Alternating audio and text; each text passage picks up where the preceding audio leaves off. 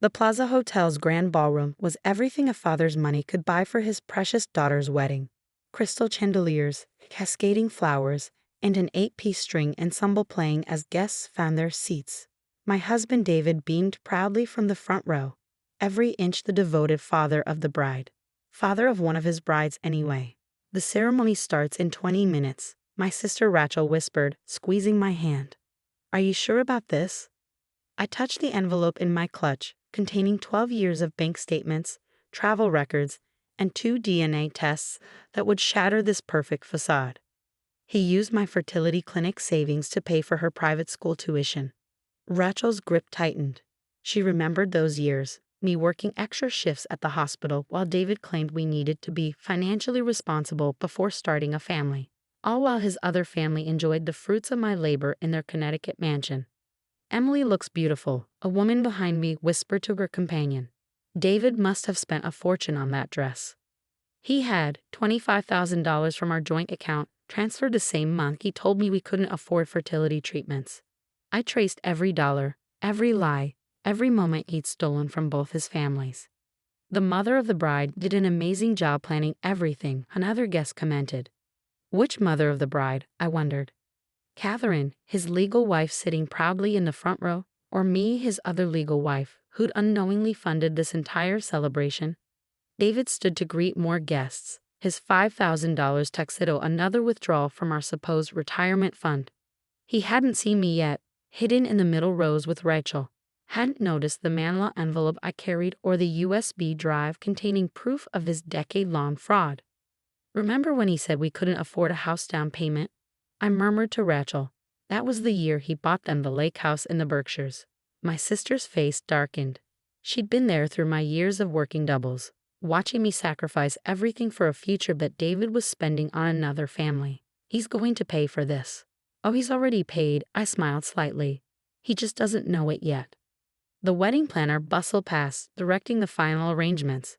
She'd been paid from my account too. David getting sloppy in recent years, convinced I was too busy working to notice the discrepancies. The bride's ready, someone announced, and the guests began settling into their seats. David took his place at the front, practicing his father of the bride smile. He perfected that smile over the years, along with all his other masks: devoted husband, responsible financial planner, pillar of 2 separate communities. The string quartet began the wedding march. Emily appeared at the doorway, radiant in the designer gown my overtime hours had purchased. She was beautiful. I couldn't deny that. Another thing I couldn't deny: the striking resemblance she bore to the 3-year-old girl in Connecticut, the daughter David had with Catherine, while telling me we needed to wait for the right time to start our family.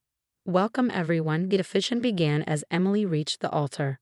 We're gathered here today to celebrate the union of Emily Christine Sanders and... I let his words fade into background noise, remembering all the nights I'd worked emergency room shifts while David was away on business.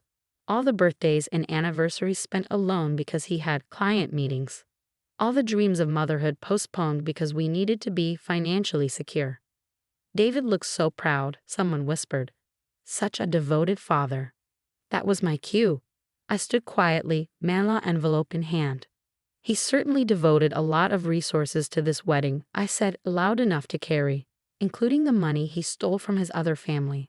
The officiant faltered. David's head snapped around, his face draining of color as he finally saw me. Margaret?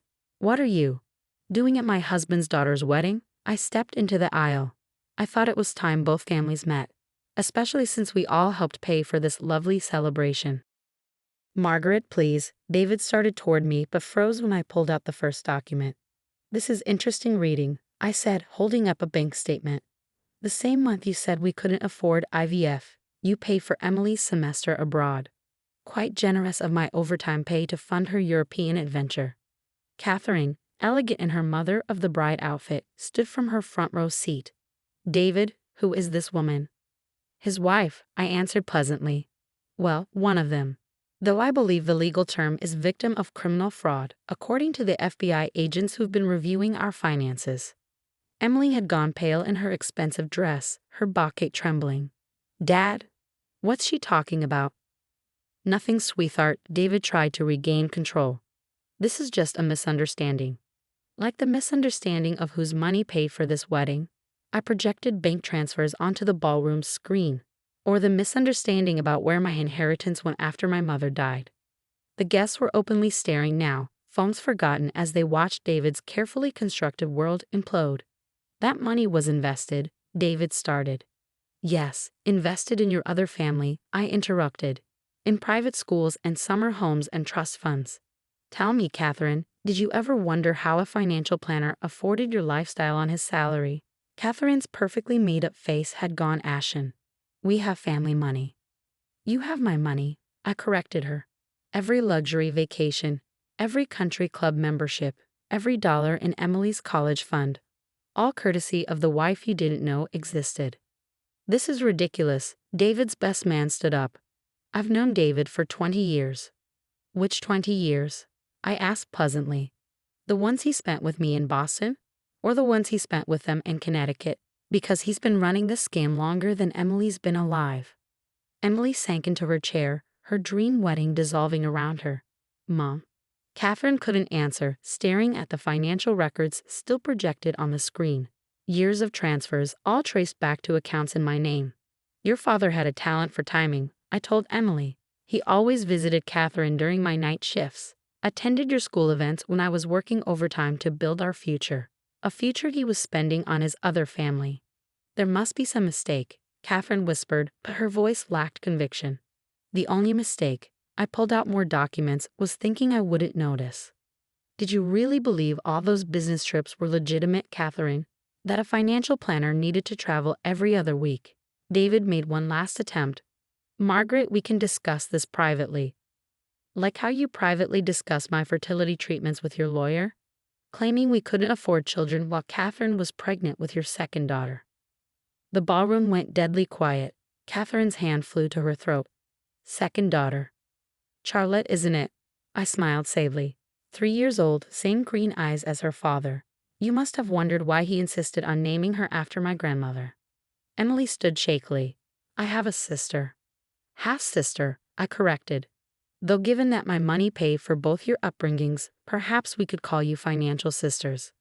The wedding planner was frantically conferring with the hotel staff, perhaps realizing this wasn't the kind of drama they prepared for. David stood frozen between his two families, his perfect double life shattering in spectacular fashion. The FBI has some questions about tax fraud, I continued conversationally. Apparently, claiming dependents in 2 different states raises red flags, as does transferring stolen money across state lines. Stolen? Catherine's voice cracked. Every dollar he gave you came from my accounts, I confirmed. The houses, the cars, the vacations, all paid for with my inheritance and my salary. He's been stealing from one family to support the other for 12 years. 1 year later, I sat in my new office at Massachusetts General Hospital, reviewing the final divorce settlement. David had pled guilty to multiple counts of fraud and was currently serving 8 years in federal prison. His web of financial deception had been even more extensive than I'd initially discovered. The house in Connecticut sold, my lawyer reported. Catherine signed over her claim. Once she saw the proof that it was purchased with your money, the proceeds will be split between the restitution fund and a trust for both girls, Emily and Charlotte, my husband's daughters who'd never known about each other. Emily had postponed her wedding indefinitely, using her tuition fund to finish college instead. She'd been sending me awkward but sincere thank you notes for unknowingly funding her education. Catherine's divorce was finalized last month, Rachel mentioned, sorting through updates. She's moved in with her sister and is starting over. Apparently, she's training to become a financial fraud investigator.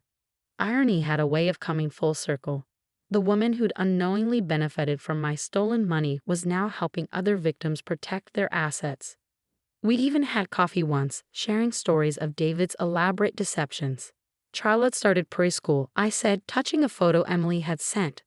The half-sisters together at the little girl's birthday party. Same school Emily attended, though this time it's being paid for legitimately. The FBI had traced every dollar David had stolen, revealing a pattern of theft stretching back to before either marriage. He'd been running variations of this scheme his entire career, using one family's resources to fund another's lifestyle. Your fertility clinic called, Rachel said softly. The frozen embryos. They want to know your decision. I looked at the calendar. 3 years since I'd last believed David's excuses about waiting for the right time. Now, at 41, I had different choices to make. Donate them to research, I decided. Someone else's dreams of parenthood shouldn't be built on lies. My office wall held a new certification. I'd used part of the recovered money to complete my medical administration degree. No more extra shifts or overtime. I ran the ER department now, making my own financial decisions. Emily asked if you're coming to her new wedding. Rachel mentioned.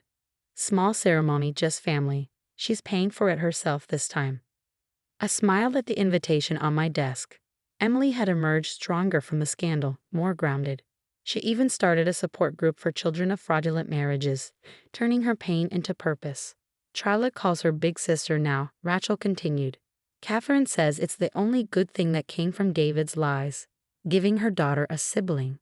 The marriage licenses hung side by side in the FBI's case file. 2 wives, 2 families, 1 elaborate fraud. But while David had stolen our money, he couldn't steal our resilience. The restitution payments are set up, my lawyer noted. Both families will receive monthly deposits to rebuild their savings. Though you're entitled to the larger share.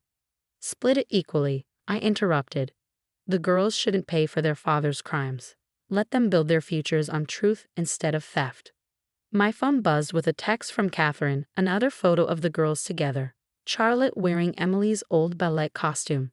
They were building their own kind of family, one David had never intended but couldn't prevent. The FBI's using David's case to train agents, Rachel mentioned. Apparently, his double-life scheme was uniquely sophisticated. They're calling it the 2-state solution in their fraud manual. I looked at my new office, my new life, built on the ashes of David's deception. He'd stolen 12 years of my dreams, but he failed to steal my strength. His parole hearing is in 6 years, my lawyer reminded me. By then, I smiled, watching the ER team I now led handle another trauma case. Both his daughters will be college graduates, building lives based on their own work, not stolen opportunities. That's a better legacy than any lie he could have maintained. The sun set over Boston, painting the hospital windows in shades of truth. Sometimes the greatest frauds gave birth to the strongest healing, for victims, for families, for the future itself.